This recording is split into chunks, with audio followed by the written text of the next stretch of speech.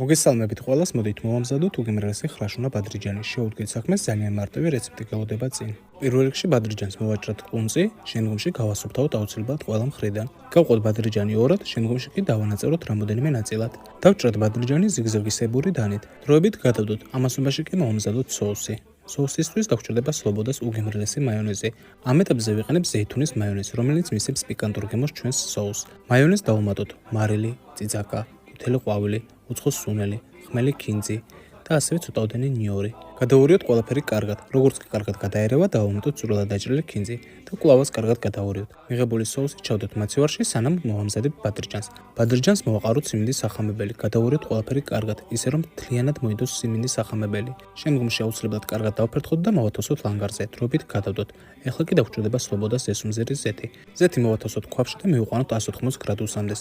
როგორც კი ზეთი კარგად გაცხელდება, მოვათავსოთ ბადრიჯანი. შევწყვეთ ოქროსფერ ზედაპირამდე. მზად ბადრიჯანი მოვათავსოთ შემდგომში საწურზე, ან მოვათავსოთ სალფეტზე, რომელიც შეიწოვს ზედმეტ ცხიმს. ასეთი არაჩვეულებრივი ბადრიჯანი გამოგვივიდა. მოვათავსოთ გვერდზე соуსი და მივირთოთ соуსთან.